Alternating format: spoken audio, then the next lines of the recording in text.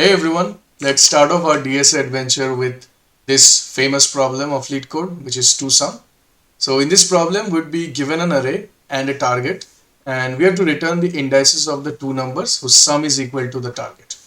It's also given that there would be only one solution, and we could return the indices in any order. So it means we just quickly write down the indexes for you first.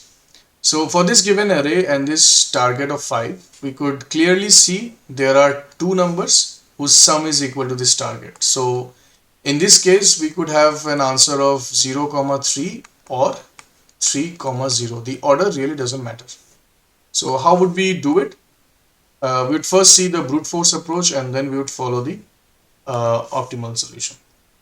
So in the brute force approach, we would have two for loops. One would be fixated, outer one would be fixated on one index and the inner one would scan through the remaining elements. So in this way, we would eventually land up on a pair of numbers whose sum is equal to the target. But the downside of this approach is it has a time complexity of O of n squared. And the space complexity is O of 1 because we are not using any auxiliary spaces. This quadratic time complexity is something we need to worry about and we have to optimize on this. So there comes the optimal approach, so which is using a data structure that would help us keep track of the elements. So we would use a hash map. So let me just draw it to explain it visually to you. So we would have a hash map. I'll just call it map, and in this we would have the number themselves as the index, the number 2, 0, 1, 3 and 7, and the index as the value. So how would it look? We would have a loop, and in every ith iteration we would first check if the ith element within the array, if it doesn't exist in the map. So if the ith element doesn't exist in the map, we have to store it in the map, but not the number, rather the complement of this number, which is target minus the number that we are having in our loop, and also the index we are at. So this is the key and this is the value. And else, like if we find the number in the map, so for example, if you find some number, what would it mean is we have found our pair. So the number we are currently at would give us an index position, and the number that the same number that we found that we have found in our map would give us the position of the complement. So if we find ARR of I in the map, it means that its complement is at this position because we are storing the complement. So once I do the dry run, it would be easier for you. So we have to find in the map the value that is pointed out by this current element. So let's do a dry run and then explain to you. So what we would do, so for example, let's start the loop with I equals to 0.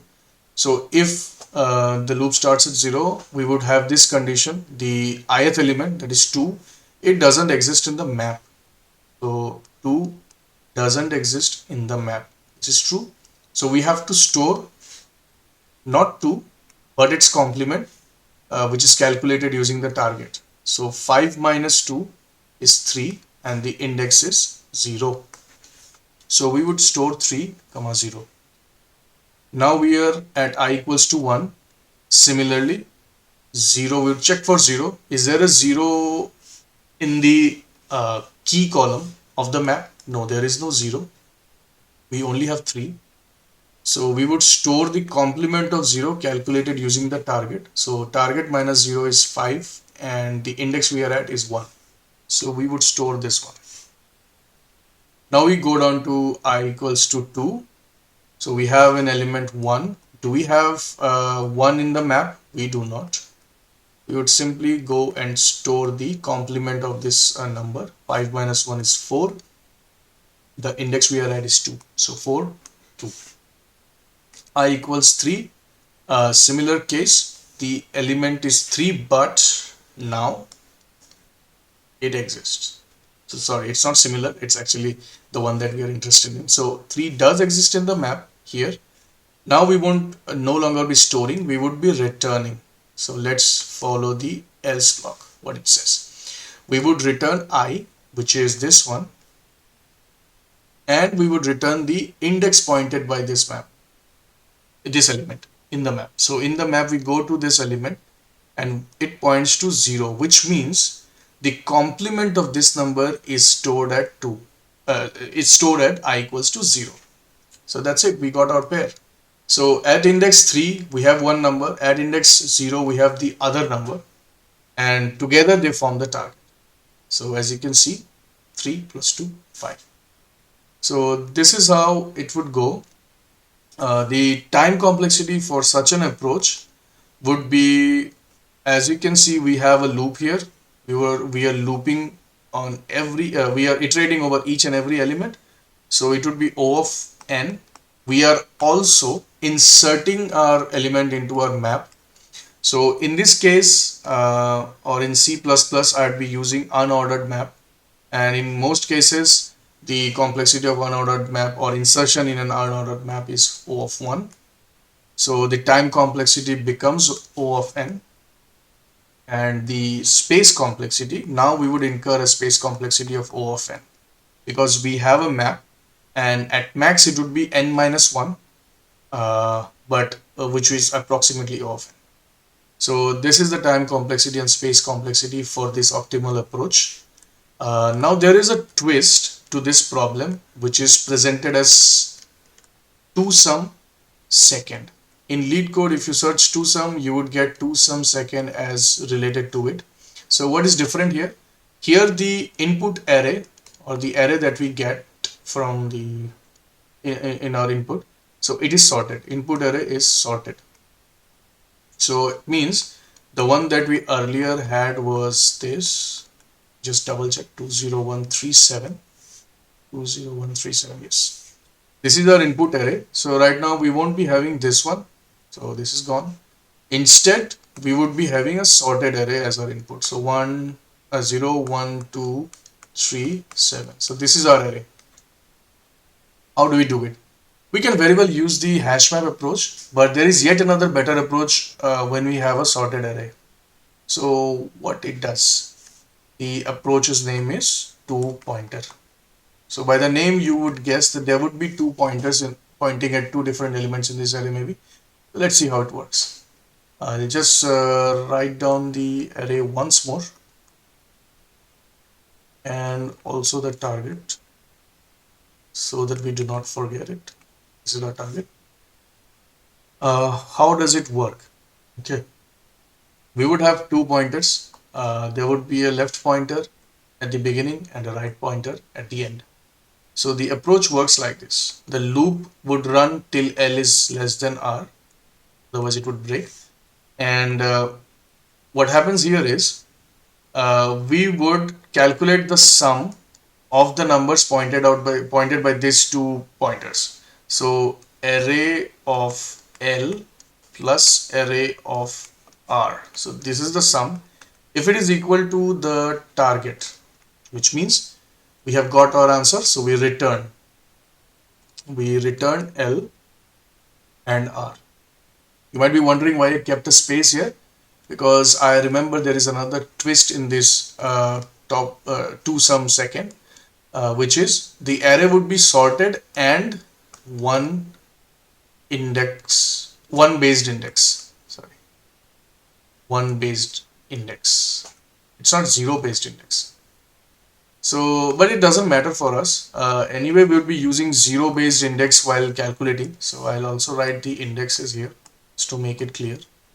And most of these numbers are equal to the index, so that's okay.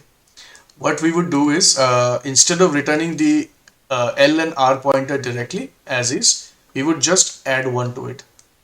And that way our answer would match. But anyway, this is not a big deal. So if the sum is equal to the target, we return. Otherwise, and this is something which we need to understand. So I'll just write it down here. So currently L is pointing to 0, R is pointing to 7. So what is the sum? 0 plus 7 equals 7, which is greater than 5. Okay.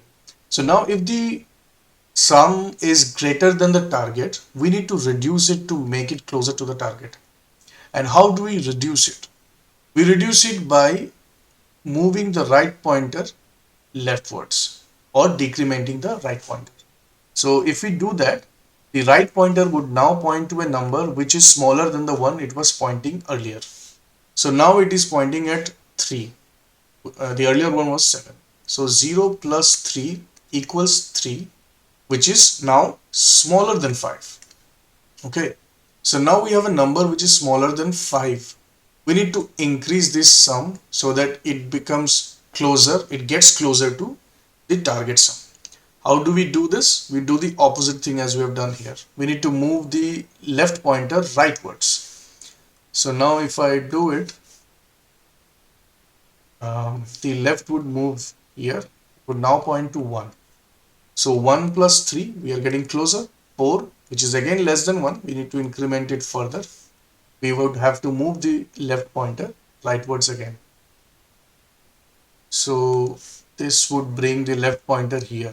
Now the left points to 2 and right points to 3. We have 5 and we got to our return statement.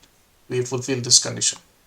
So now we would return L plus 1, which is L points to 2, R points to 3, the index I'm talking about. So L plus 1 is 3, R plus 1 is 4. This is our answer. So what would be the conditions like? So if sum is in this case, sum was greater than the target. Sum was greater than the target. If this happens, we would decrement the right pointer. Else, we would increment the left pointer. So this way, we would eventually solve our problem. So what's the time complexity look like? Let's write it here. So the time complexity here is for this particular problem, we would be iterating over each element. Sometimes we would move from left to right, sometimes we'd move from right to left, but anyway, we would be iterating over each and every element. So it would be O of n. There is no storing in hash or anything like that. So it would be plain and simple O of n. Linear time complexity. Space time complexity is O of 1 because we won't be using any auxiliary spaces whatsoever. Nothing like hash map or anything. So this is pretty much optimal. So this happens only when you get a sorted array. Okay. Now you might wonder what happens if we sort the array in the first problem in here and then apply the 2 pointer. What does that look like? So let's do it and see. So I'll just not rewrite, I'll just write the problem title. This is 2 sum 1 just to make a distinction. Okay, now we have an array. So our array is 2, 0, 1, 3, 7 and our target sum is 5. Okay, so what we would do is we would sort it and then we would apply the 2 pointer. So let's try sorting it. So now we would sort it in place, for example. Doesn't matter if we do it in a new array also. It would be something like that. So it all depends on the interviewer. So I'll just sort it. I've sorted it. So now what we would do is we need to observe something. So I'll just write down the index here. So what was the result that we have to return from this particular problem? The result would be the indices and not the numbers themselves. So if you notice the original array, the result was either 0, 3 or it was 3, 0. But now look at here, it would be 2, 3 or 3, 2. So there is something going on. We are losing our original indexes and we need to make sure we do not do that. So I'll just erase it and we'll figure out another approach to do it. So now without losing the original indexes, we cannot do it in place, right? We cannot sort it in place. So what we need to do is we need to first use another array and figure out another approach. So first thing would be convert this array which is of the format of which has an element of integers, these are all integers, to array of pair of integers. And why I'm using pair, I'll just say, I'll explain it to you now. So for example, let's say from this array we would be extracting the number itself and the index in which the number occurs. So this is the pair.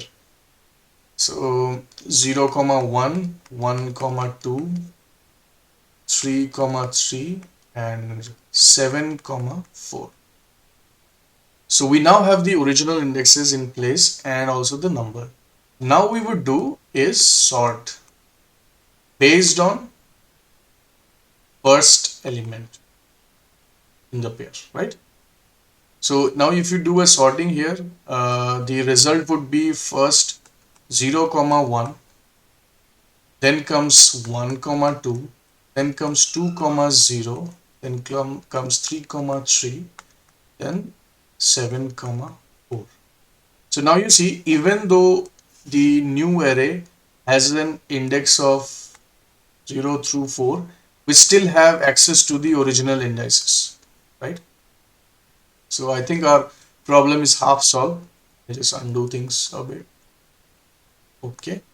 So now what we would do is the final step, which is applying two pointers.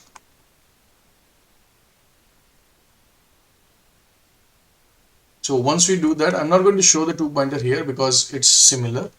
Now the left pointer would point here. This is the left pointer and this is the right pointer. We would iterate and figure out the sum between the first elements.